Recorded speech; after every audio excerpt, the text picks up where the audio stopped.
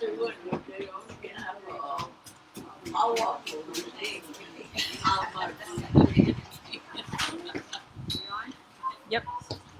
Okay, we're back on. We decided that in order not to waste any time here, we don't know if the board is going to come this way or not. So we're going to continue with the comments, questions from the public while we're eating. And so we'll start with Yvonne Wynn. She's got something she wants to say. Thank you. One of the things I wanted to say is that we have national laws, and one of our laws so that the elders can say anything they want to say at any time, and they're taking advantage of that opportunity. What I wanted to say is that we need a hospital, especially when we're having this and pandemic. We need a hospital, at least a 50-bed hospital, because things are going to get worse according to what we hear on national television. And we need a nursing home so that the people can die here and be cared for here locally, not in the surrounding cities. We also need a facility for our young people, that when they are removed from the home, that they are safe in this community, and that we could monitor what is going on with our young people. And also, I wanted to say that since all these problems are going on with the justice system, I would like to say that we need to talk to the Department of Justice and those people who are nonviolent in our South Dakota State prisons be given a second chance so that they may be lead productive lives instead of being incarcerated for many years. And I think this is happening in other prisons, and we need to really see that justice is served with our American people, our Dakota people, and that there are too many people in our South Dakota State prisons that needs to be looked at with the Department of Justice. And I think we'd like to see this official organization and have their own letterhead so that we might continue to write letters to our congressmen that would let them know that it's officially from the elders, from the system of reality.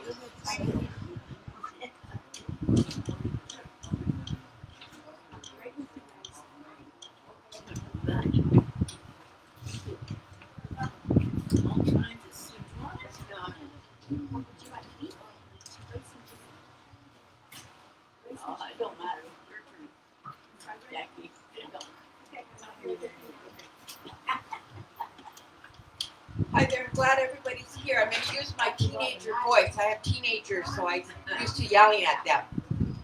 But I'm glad some people are here. I thought this would be a bigger crowd because there's so many important hot issues that we need to deal with.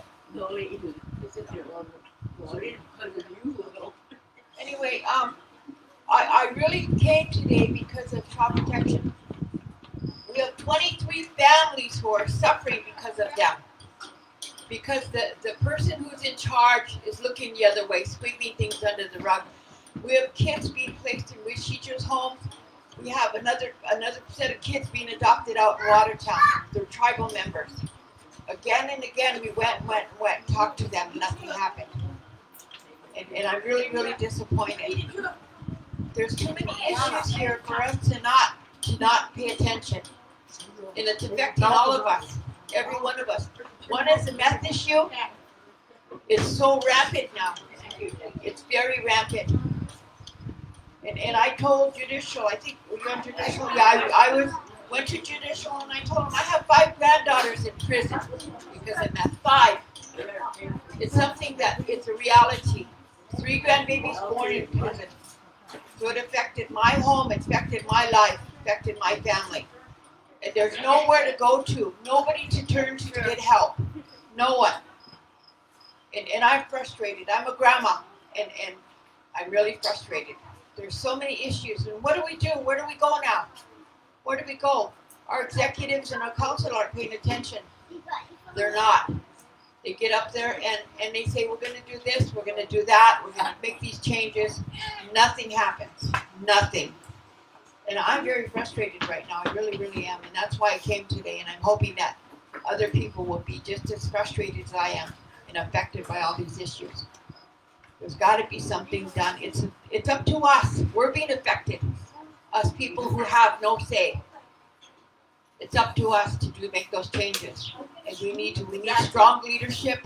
We need somebody who's going to listen and actually do something about it.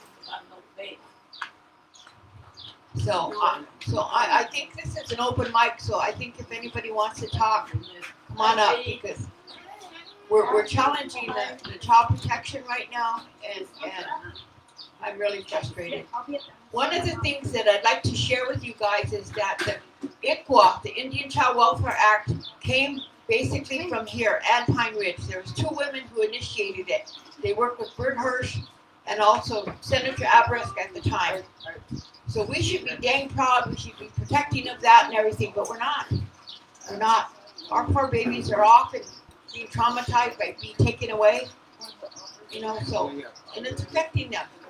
They grow up remembering this. Anyway, I'm hopefully something will come of this, and I don't know, if you want to join the fight, you can get a hold of me, because I've got 23 families. 23 families with children who are being ignored. These children are all over the country. You know, so please stand up now. Stand up. It's time for us to stand up and make these changes. Thank you.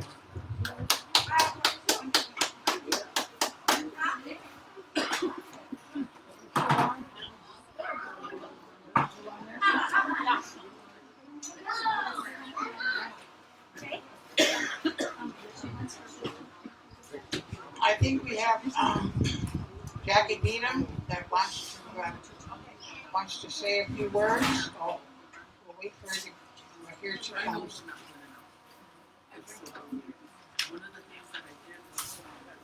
First of all, I'd like to thank you all for coming out. This is going to be our first annual gathering of elders. We're going to do this again next year. And it's just good to get together and talk about issues that are affecting all of us. And I guess we could pretend we can't hear them and pretend we can't see them, but in the end, we all suffer for them. I want to know, for myself, maybe you guys want to know too, I want to know how that COVID money is going to be spent. Because I'm already hearing rumors that two people out there already gave themselves a 2% raise because they're the ones that are going to hand out that money. Things like that are just, they don't have the right to do that, you know, and other tribes are giving their members their own money. And the other thing I want to bring up is Donovan was always for the elders. That's no secret. Always for the elders. They tried to take our our cards away 2 times, and every time, no, you're not going to. He stood there for us. He said, no, that's not going to happen. Well, I want you guys to take note of this and remember this. He was out of. They suspended him the first. I think it was 4 days that he was gone. What happened to our elderly cards? What happened, you guys? That was the first thing that went, was our elderly cards. And now also our district days. And I thought that was just cheap. I thought it was shoddy and really shallow. Those casinos were built and put up and structurized for the elderly and the youth, so that we could enjoy our old age and the youth could have something to look forward to. But yet, that's what happened to our elderly cards and our elderly day. Is soon as he was gone, 4 days, they suspended him. The first thing that went was our elderly cards and our elderly day. And Why? He says there's no money in there to pay it. My district says there is. There is. And I've heard other tribal officials say, no, there's money there. Why they took that, I'm not sure. But I'm upset because someone's going to get paid for handling that COVID money. 2 people, the 2 highest people out there right now, are going to pay themselves to just take care of our money. Other tribes are giving their members $500, $1,200, and they're giving them their money. So we can't be trusted to buy our own food and pay our own rents and pay our own bills. You know? I might as well go live in Russia or something where they can totally control me. But if we don't stick together, it's going to get worse. I mean, they're win our elderly cards already. They're win our district day. And you know what? I'm new to be an elder, but I'm really proud to be an elder. And I feel like we all earned that. We all earned our right to be an elder, and I feel like we're entitled to that. I really do. We all worked hard. We all did our thing that we needed to do, raised our kids, whatever we needed to do. And that's the respect the tribe was paying us, was to be an elder. We're supposed to be special and we're supposed to be sacred. I don't see any of that anymore, except when Donovan was in there. And you know, there's all kinds of things going on in child protection. Things aren't getting reported. Oh, they can get greedier. And we're going to see it. We're going to see it. We're going to see it, I guarantee it. But there's things that going on in child protection that is getting covered up and swept under the table. I have a young friend that her kids were taken away by child protection and adopted out. Yeah, adopted out. Adopted out. A lot of children are adopted out. You know, They don't care. Yeah, they don't. They don't try to find families that would love them and everything. Yeah. And so this is, like I said, our first annual elderly meeting. When we meet next year, we might not have anything to talk about. Maybe everything will run smoothly. Maybe Donovan will get back in there. We won't have to be up here complaining about elderly cards and what's going to happen to the COVID money and what's going to happen to us as elders. Maybe next year it'll be different and we can get together and we can visit and talk, and it'll be just a big happy time, because that's what we want these to be. But we also want to inform, keep everybody informed, and we want people's opinions. And by signing those petitions, we've all said we've had enough. That's it. We've had enough. We've been passing out these petitions I've been passing mine out for about a week, and they might have started a little bit earlier. And people are eager to sign those. And the thing that shocked me, some people are afraid to sign them. Why? I wonder why. They're afraid of repercussion. Well, I wanted to do a little studying up on what those petitions were about and get some information. So I gathered some information from Shannon, and anybody can sign those. There's nothing's gonna happen to anybody, but people are afraid of that. Yeah. That's shocking to me. When somebody actually told me right to my face, I don't want to sign that. And I said, you don't support these causes? I support the causes, but I don't want, and they mentioned names, you know. I don't want Myrna down my back. I was like, holy cow, seriously. So we don't have a big gathering this year. Hopefully next year we'll get together and have an even bigger one. But talk to your families, talk to your friends. Let them know what these petitions are about. Because that's the only way it's going to change. We might just be a handful right now, but you know what? We all have 10 fingers. And if we decide to tell 10 people what goes on and ask 10 people to sign these petitions, it's a lot of people. And then ask another 10 people, that's a chain reaction. So I want to say thank you again for coming and supporting our first gathering of the elders. And please sign the petitions, talk to your family and your friends, and have them sign those petitions, because if you want change, you have to be a part of it. You have to stand up. You got to stick your neck out, and you got to do it. Otherwise, it's going to stay, and then we'll sit back at home and go, oh, so-and-so did this, and they're still doing that. It's not going to change if we don't change it. Thank you. Okay, is there anybody else that wants to come up and say a few words? It's everybody's feeding their worms right now. And that's okay, because these ladies have made some delicious soup, some good fried bread, and Tammy made us some homemade buns, which I've got to try one of them here shortly. Like Jackie said, you know, it's a small group here, but that's how things get changed. It starts with one or two of us, and then like Jackie said, we each have 10 people, and those 10 people have 10 people, and we have the multiplier effect. And don't let people threaten you or intimidate you from asserting your rights, your right to vote, your right to equal opportunity under our Constitution. So please sign the petitions. They are not going to be seen by anybody in authority that's going to harass you or intimidate you. What happens to these petitions is that they do go to council for a verified number of required signatures, but I don't think that council has the right to go through each of them and perhaps harass anybody for their signature. And they, under the Constitution, they shall set it for a secretarial election. That's what the Constitution says, shall, not may, like it used to say, shall. So if we have anybody else that wishes to come up here, I think we'll go on to Shannon then to explain to you about the 4 petitions that we have here for your signature. We're going to give you some background, and then where do we go from here with those petitions? Here's Jen. Good afternoon, everybody.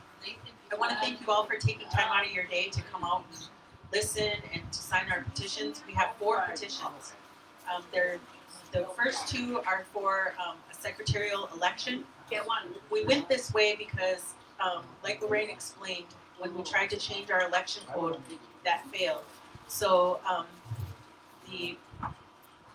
think what we're doing is it's kind of like an intervention through the BIA. So because our Constitution is out of line with our code, we can ask them to step in and run this election. So that's what you're signing for, that we be able to do mail-in ballots. That's the first one. So that will be every single tribal member of voting age. And it doesn't matter if they're here or there or wherever. Rob and I were just talking about that, about how we would like to vote from home so that we don't have to drive all the way to our district. Or, our relatives that are in nursing homes, they don't have to, go through the process of getting a note or whatever. That it's much easier, more convenient, and it makes it more accessible for everybody to vote. So that's the first one. The second one is for anybody that's convicted of theft, embezzlement, willful misappropriation of money, anything like that, that they'd not be allowed to hold public office. So that's executive committee, tribal council, district positions, boards and committees, anything that's under the tribe there, they won't be able to hold those positions. So that's, I think, part of the reason why we just talked about that is because we have this tendency to recycle people back in, and a little bit of time passes from their conviction, and then they get a new position, or they're not allowed to, or maybe their district doesn't allow them to run for executive position, but they can still sit on a board or a committee, and we don't think that's right. If you're taking from the people, then you're not really for the people. So that's why we drafted that one. The next 2 speak directly to what some of the previous people spoke about, and that's this issue with child protection. I know that there was a forum on child protection. I know there have been numerous complaints submitted to the tribal secretary's office. I was in council one day when a group of people came in to talk about the things that they were experiencing. And these were people in pain. When this comes to our kids, this is a real painful, emotional issue, and their words were not heard. And I know because I was there, and I got up and spoke too about something that happened in my own family. And I remember that the secretary responded to me, and what she said was, "Well, we never got a complaint from you in our office." And I was like, "We're bringing it to you now. We're all here talking to you now." And nothing was done about it. There was never any follow-up. So this child protection program has issues And when the issues are brought to the executive in charge, nothing is being done. And it's really frustrating because, these are our most vulnerable tribal members, is our little children. So the petitions for recall on the vice chairman and the tribal secretary have nothing to do with Donovan or any of these other issues. I know that people are really trying to tie these petitions to Donovan, and they have nothing to do with that. If you look at the petition for recall on Myrna, it specifically states it's because of the child protection issues that these complaints were brought to her office and they were ignored. And so that's wrong. I mean, really, that should be priority for anybody in that position. They should be watching over that program, regardless of any personal relationships or anything like that. Those kids should come first. So that's why we drafted that recall on Myrna. And with the vice chairman, there's issues with finance. So checks were issued without approval or in violation of our accounting code. And so that is the number one job of the vice chairman, is to take care of our money and to make sure that it's done properly. Again, nothing to do with Donovan's. These are things that have to do with his position in office. So that's what all the petitions are about. And I just want to say that, I understand there's people, there's a lot of people getting threatened because of this stuff going on. I'm one of them. But I really think that this is important for us to do. And if we vote and our voices aren't heard, which a lot of us, that's what happens. We belong to districts where families have strongholds, and so the same people get elected over and over. I really feel that us getting the Opera's vote is going to solve that, because we're going to have a lot more people, voting and making their voices known. And I think we're going to be able to make a change this way, and I think we're going to be able to get out, the same old people, and really try to start working on these issues that we have. So I really thank you for listening.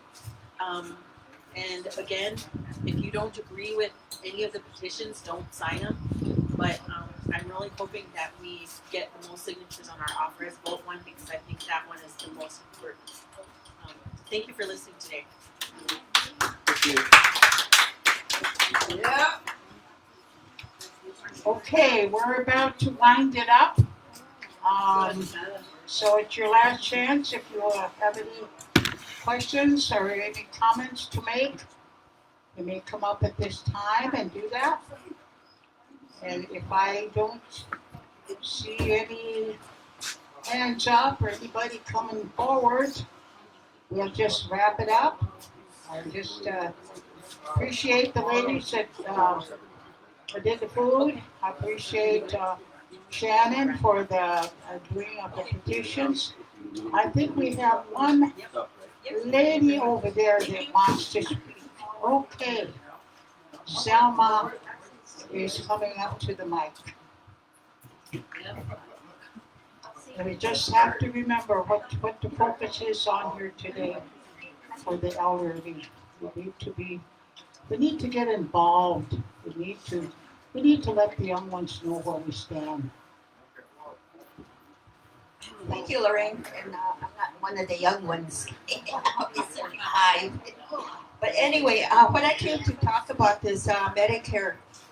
It was reported today that there's $2 million a day spent on Medicare. And I think the elderly should be really informed thoroughly on what's there for them. We got federal health insurance program, and these are for people 65 and older. And certain young people with disabilities can participate in that. We got a lot of young people with end-stage renal failure, permanent kidney failure, requiring dialysis or transplant. One of the things that we really don't get informed about is Medicare Part A, B, and D. Okay, Medicare Part A covers inpatient hospital care in a skilled nursing home facility, or facility where they'll take you in. And medical Part B covers certain doctors' services, outpatient care, medical supplies, and preventive services that's offered. Um, that's Medicaid insurance. Part A is hospital insurance. Part D is prescription drug coverage. And you should really look into this because a lot of us end up paying. You know, I hear people off reservation too saying they have to pay high medical, you know, for prescription. So check your red, white, and blue Medicare card. Call that number 1-800-Medicare, and they will inform you thoroughly of what prescriptions are covered and what you have to co-pay. Several years ago, Christy Nome was advocating for Indian Health Service to be shut down and for us to all get medical cards. And we were against it. And when we say we, is the Elderly Advisory Board. If you have issues, come to your district meetings. We don't have a board committee or anything at Lake Traverse, but they have Akia. They just have myself and the people. They report everything to the people, the district membership, and that's where we come from. And we use that committee money to help all our elderly. There's 14 million households that don't have access to any care, medical care, and that's one of the things that I was really interested in. They have these fact-finding committees, and I forgot what that's called. That one that takes all the data for the states. It was done some time ago, and holy, they were really on top of a lot of data from the nation. And one thing I was interested in was, we're fighting this COVID-19, and I had to scare myself because I took we went to Sioux Falls for a medical appointment for my great-grandson who can't walk. But lo and behold, he walked 2 days ago, and we were all proud of him. He's walking. But he walked before, but he's got spina bifida, and he regressed last Easter, and we've been praying for him. People have been praying for him, and the doctor's been seeing him. They put a new shunt in his head and everything, and he was like a baby all over again. But we worked with him. We worked with the therapists and everything. So there's programs available to everybody, and you just have to look for them, and you can come to the advisory board, because the one thing I found out is there's a whole bunch of Kushis and Okanas taking care of the grandchildren and great-grandchildren on this reservation and off reservation too. So I want you guys to really, if you have any questions, come to the Elderly Affairs office and get in contact with one of the board members to look into it. If anything, just come to me at the enrollment office whenever we get back to work. But one is, there's a difference between a pandemic, epidemic, and endemic. Okay, epidemic disease is that affects a large number of people within a community, population, or region. A pandemic is an epidemic that spreads over multiple countries or continents, not just us. Endemic is something that belongs to a particular people or country. When an outbreak happens, like these third world countries that get all these diseases, that's from insect bites and whatever, and then they go to a different place, and an insect bites them and they get that disease, and it spreads. It just spreads like what's going on with COVID-19. And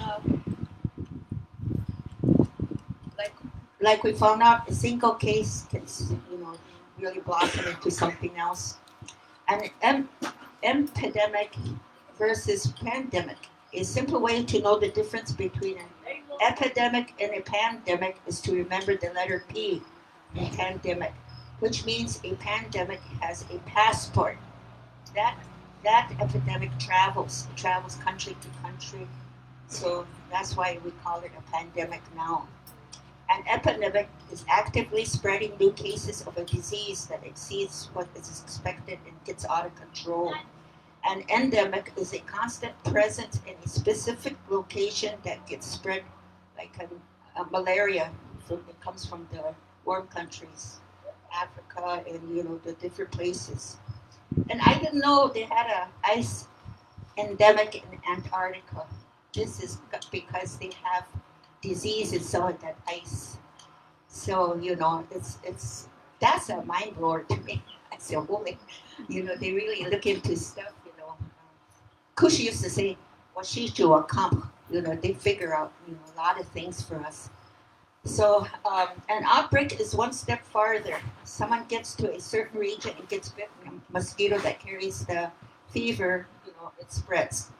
Okay, and this is mostly from the South and Central America countries, the Caribbean, Africa, and Hawaii. Hawaii, I was kind of really surprised. What is our outbreak? People coming to our reservation. Okay, this is our number one outbreak right now. Is bringing drugs to our people. I'm really against that. We're all suffering from this. We're taking care of our tagojas and everything. And we got to really think about our young people. We got to fight for our young people. When you're talking about protection, and this started way back several years ago, way before Myrna, way before Eddie, like that, because I lived through it. I go to child protection and I get, this and that, this and that. We get them into program, but there's no follow up. We did everything on our own. Took them to the hospital on our own, and we get. Sometimes we don't get that. What is it called? That medical reimbursement. We didn't even know about that, at the beginning. But there's a lot of things that we need to be informed about. And this is what I'm really kind of pushing for, because I've got 3 kids that are, under. Well, all our kids are under Medicaid now, but they got disabilities, and I have to work with them.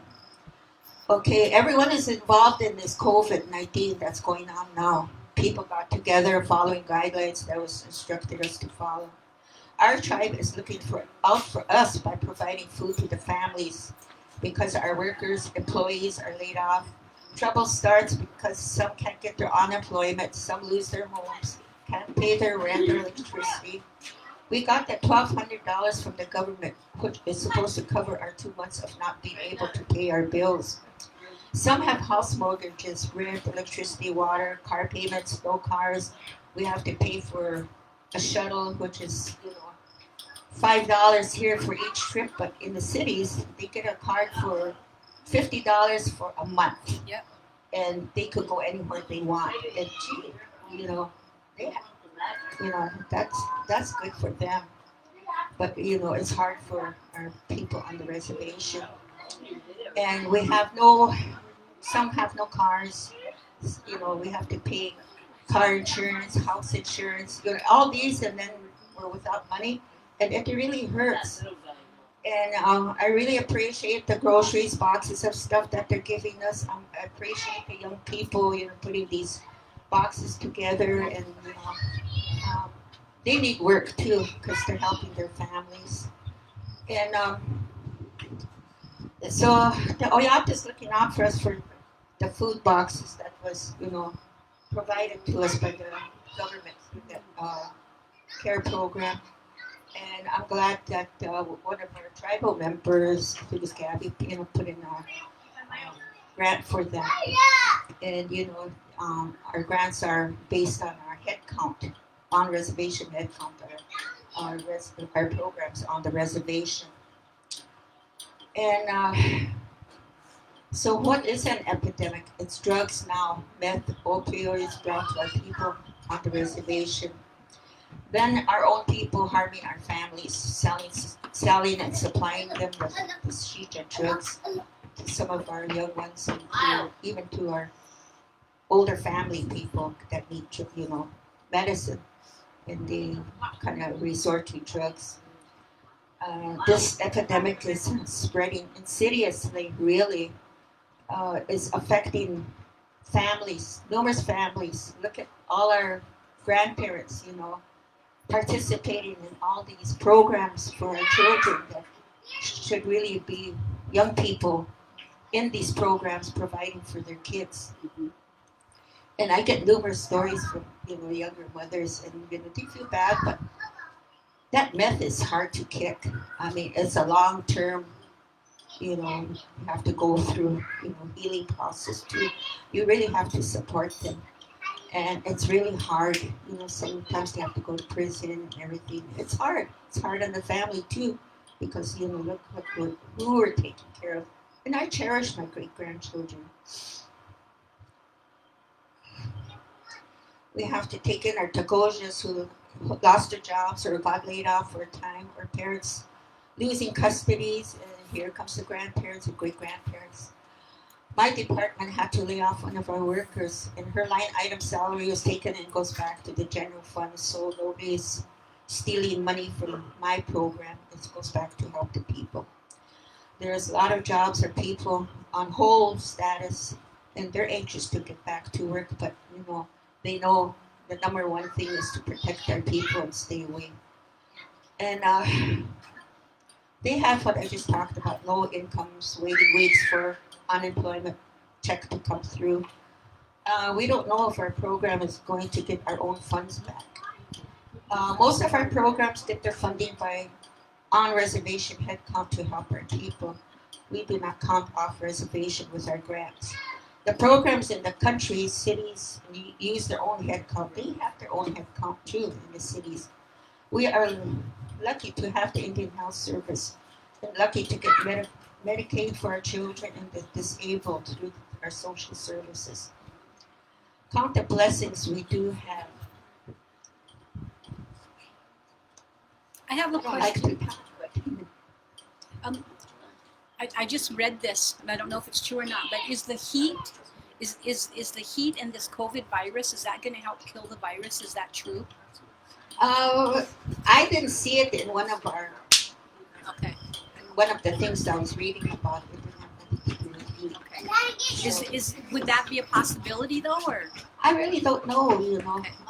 It's something good to ask our doctors about and see. But they're just now learning too, the doctors of this Yeah. disease. And it's kind of like I keep watching CNN and all these things and trying to learn more and more about it. And it's here to stay. Really, it's evolving, and if we get a vaccine, that'll help us to fight this thing. We got flu, Spanish flu. Oh, we all got shots that time, and everybody was Jews, blacks, and Dakotas alike. We, the Dakota people, helped each other over the years and took care of our people, giving or taking in people, bartering. Kushi and I survived on $40 a month veterans check. Her lease money, which was not much, but she got to draw it out on it monthly from the BIA. And we survived. We survived it because we had to fish, we had to work in the gardens, put in a big garden, and everybody helped each other. My uncles and my uncle Enoch, and they came over and they plowed and everything. And one of Grandma's renters helped us out a lot by tilling the garden before we grew. And Okana used to plant right on Good Friday, so we had potatoes. We used to get about 1,000 bags of potatoes, and this kind of spread to all our families. But anyway, we survived, and we could survive again. And we didn't have hoses, and my spigot didn't work, and my grandsons were hauling water, just like on a days to the garden, and back and forth to water the gardens. They thought it was hard work. I said, we do that all the time. So they keep doing it for me now. I said, don't overwater it though. I said, so, if you need help, ask one of us at the elderly program, we will find help for you. We're willing to help you. And one of the things I want to say is, if you need help, the elderly with any things that have to go to court or something, we have the elderly protection team too that will help you. And everything's confidential, and us at the elderly board don't know what's going on. with the protection team, their clients. So everything's kept confidential. So don't worry about it because we don't know everybody's problems. So. Would you let them know who the elderly advisory board members are? Oh, okay. Bikuli is what's that? Now I had a senior moment. Mike is Mike Greeley, and then Buffalo Lake is it used to be Brother Elwood. We miss him a lot, and it's what's her name? Which one? Forgetting about everybody. Oh, Cynthia White. Oh God, I'm having a senior moment right now. Yeah, Cynthia Starr. But anyway, swim is of course Karen Joseph, and Long Hollow is hey, who is it? They changed her. Lorraine? Oh, yeah, Martha's still under for all agency, and I'm from Lake Travis.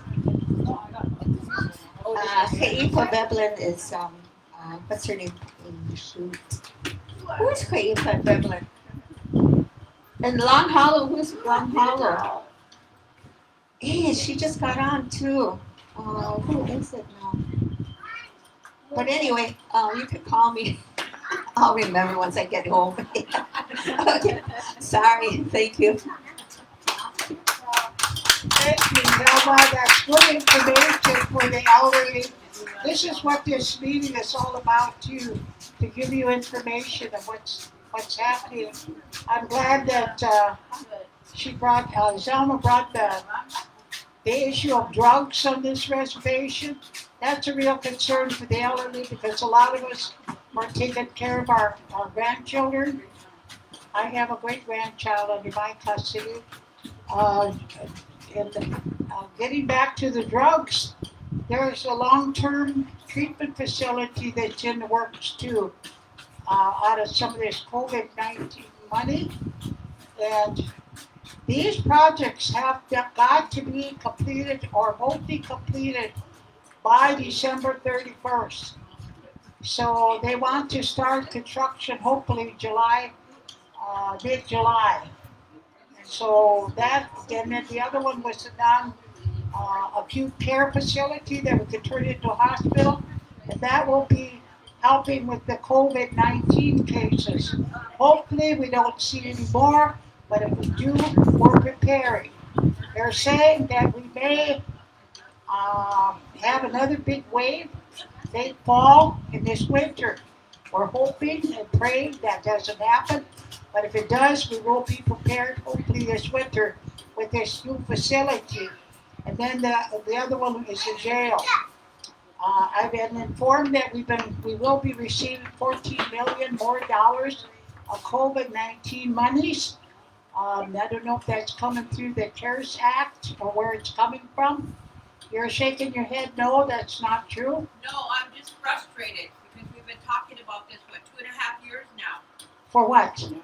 for new jail. Oh yes, yes, I know. I'm very It frustrated. seems like every time we get so far, then we take a step or two backwards, and it's just a shame.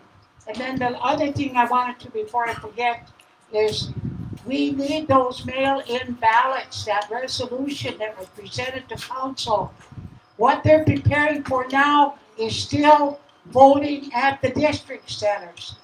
What they're forgetting is that people that want to vote are coming from hotspots. They'll be coming from Minneapolis. They can come from Sioux Falls, unknowingly bringing COVID-19 cases here, infecting our on-reservation people. This is why Cheyenne River closed their borders and is fighting with the governor of South Dakota. And we can't close our borders because we have none. But we can make darn sure that we're not bringing it here because people want to vote. The off-reservation people have a right to come here and vote. But on the other hand, we don't need to expose our people either from those hotspot areas. So let's give them the right to vote by mail-in ballots. We all should be able to vote mail-in ballots. And that's exactly what was presented to council. and it was being ignored. Why can't they think of the health of the people instead of trying to get reelected by just having on reservation voting and then making it so darn hard for the off reservation people to come? Just what is anybody afraid of? I don't have that many people off reservation. I'm running for council for Buffalo Lake. But if I don't get in, I can still work from the outside to help our people. I've always done that. I'm a social worker. I'm not in there for money or prestige or power. So anyways, we have another lady that wishes to speak. And I'll call her up here to the microphone at this time.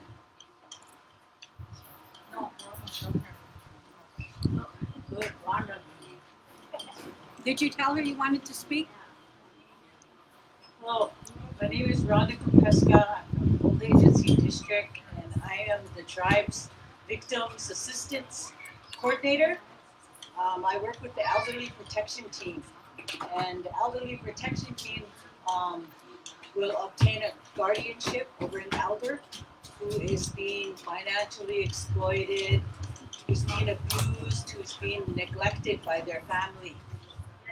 So far, we've gotten, I'd say, 6 guardianships for 6 different elders, and they're all in the nursing homes.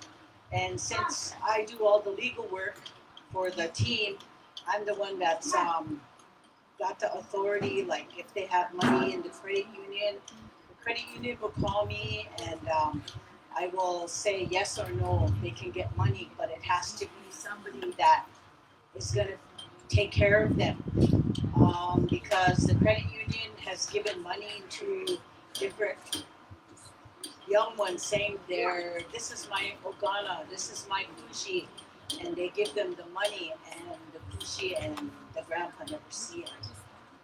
So that's what we do. If there's a referral that comes in from law enforcement, we make sure that that individual gets charged with elder abuse. And usually, if we get referrals from the Bonnie Thompson's program, then we meet on it. And then the team tells me what to do, what they want to do. So the team is good. Cynthia Starr kind of checks on some of the elders and reports back to us. But since March, we haven't had a meeting, so I get the calls, and I'll call whoever I can get a hold of and tell them what we need to do. And then they tell me, just go ahead and do it. So yeah, that's what I do. If you know of an elder that is having a tough time, you could call my office. You could call the law enforcement, and they'll give you my office number. But yeah. And what department are you? The victim's assistance. Okay. Do you work with kids too, or just the elderly? Yep. I work with the kids too. I have 2 grants. One, I work with domestic violence. One is the victim's assistance. The other one is to work with the kids and the elders. So who gives you the cases? Child protection? I've had to work with child protection a couple of times, and they refused to cooperate with me. That's no surprise. Yeah, so I had to get Gary Gagowski, who's my supervisor. I had to get him to go talk to her and tell her she needs to cooperate with me. Is that the present people in there now? Yeah. See, I'm having difficulty with them right now. I've had little baby for 2 years, month old, and I have 4 foster kids in my home right now, and they're supposed to be doing home visits. They don't do any home visits, and I don't care. That's fine with me because I take good care of my babies. Everybody knows that. But they lied to me and said that they were going to set up a court date for this little gal that we want to adopt because her mom just recently went to prison. Do you want to talk again about that? Yeah, so you can get going. Yeah. But, yeah, if you know of anybody that you think needs to have the elderly protection team, look into them or whatever, you can call Will they the stick law up for me enforcement. because I'm elderly? If I'm trying to keep that, well, it's a relative. It's a relative baby. Will they stick up for me because I'm elderly? Yeah. Okay, thank you. Thank you, Rhonda. That's good information. Dave Katie, which wishes to speak. You want to come up, Katie? Katie Hill, the Cooley District. Good afternoon, everybody. My complaint again is about the child protection program. About a month ago, I called child protection office and I wanted to talk to Nikki and set a meeting up with her.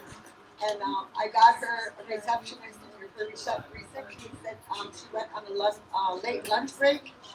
And so I left my phone number and my name, and I wanted her to call me back, and she didn't call me back.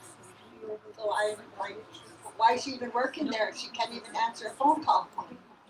Because there's been a lot of reports about mandatory reporting, kids being hurt in their families, and she's exposed to a lot of different things, but they're not taking any action against mandatory reporting. And I wanted to request a meeting for her to be there, and Eddie or Myrna, whoever wanted, whoever she wanted to be there, but I never got no response from her. And I think that's wrong because she works there. That's her job. She can't even answer a phone call. So I think we just need to keep on child protection, all the issues we have about them. Thank you. Thank you, Katie. Okay, is there anybody else that would like to speak? If not, we'll wrap it up. Where do we go from here? It's the tail end of the agenda. Where do we go from here? It's been suggested that early fall that we should have we should plan a powwow just for the kids, and hopefully the coronavirus will be passed by then, or a vaccine available. So it'll depend on where the coronavirus is going to be, if it's going to be another wave or not. But that's been one of the suggestions.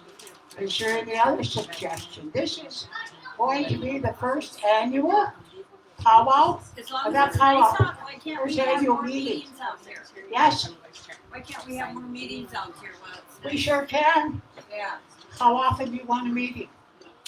monthly or every 2 weeks or something? I think we're in such a serious situation that we need to have more meetings. The more meetings we have, the more people are gonna start gathering. Okay, Yeah. so what do you want to suggest? Another 2 weeks? Another 2 weeks, I would say. Okay, another 2 weeks. 2 weeks from today, which will be on a Saturday. Yeah.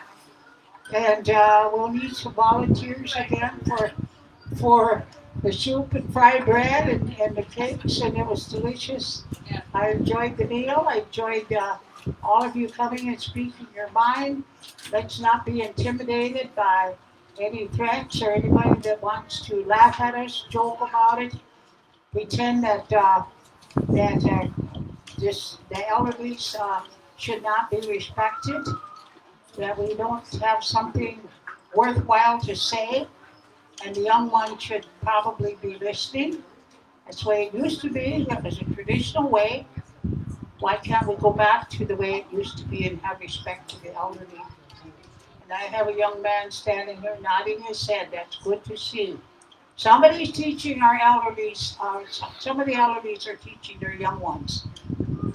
And we need to start that tradition again. Teach our young ones respect, teach them some responsibility, teach them to work, to work for things that are worthwhile, which is what we're trying to do now.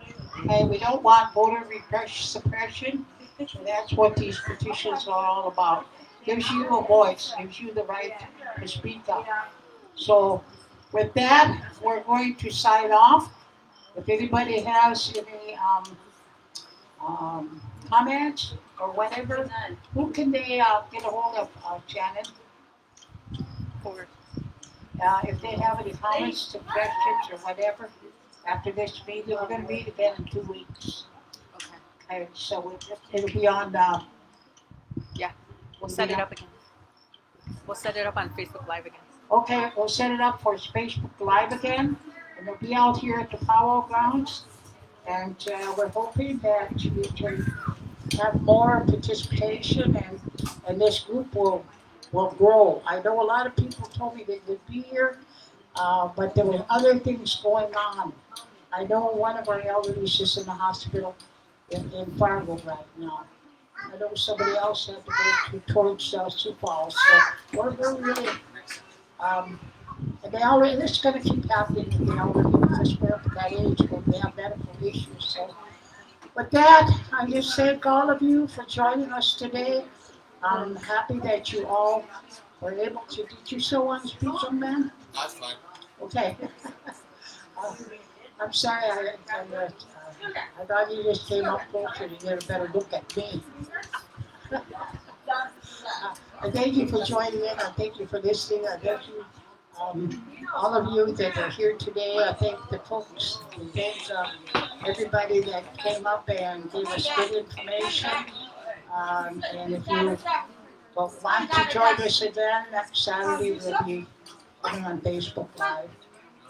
In 2 weeks, 2 weeks from today. It'll be at 10 o'clock in the morning. Hey, we got one final word from a young man here. Young participant. Who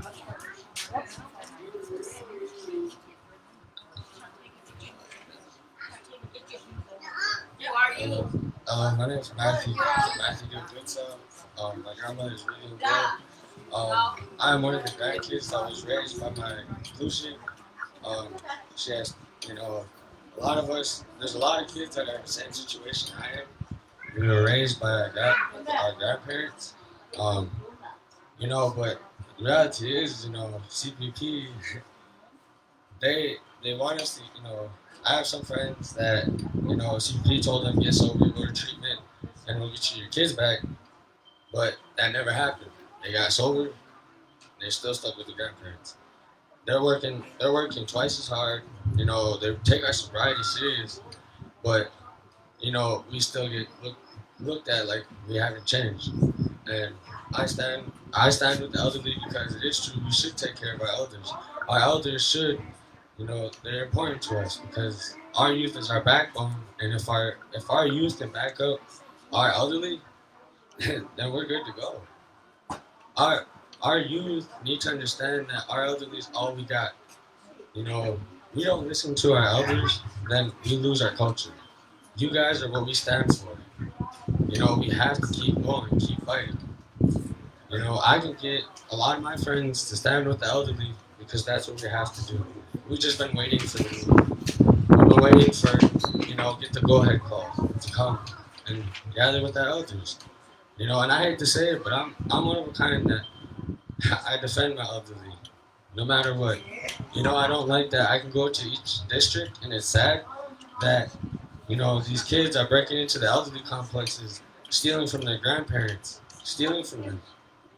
Now our grandparents aren't hurt. But nobody, they don't see that. And I want to change that because it's time for our elderly to be treated differently.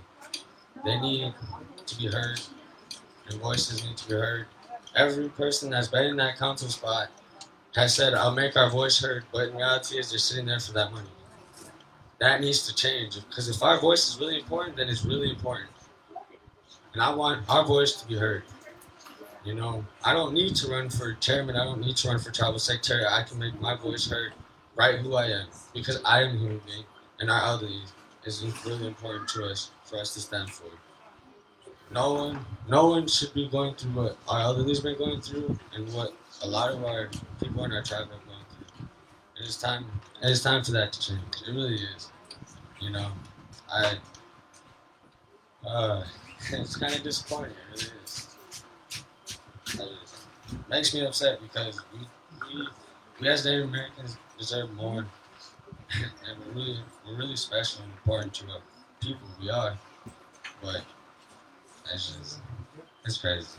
But that's all I have to say. Thank you.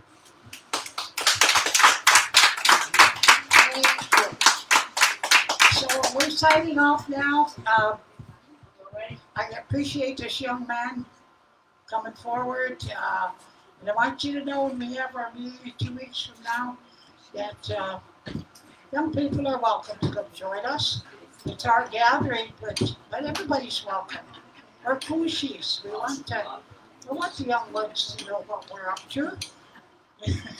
And we hope that we'll be a guiding force behind the things that you're going to do in the future. So, yes, come join us if you will. Thank you very much for joining us. We'll see you in 2 weeks. Bye now.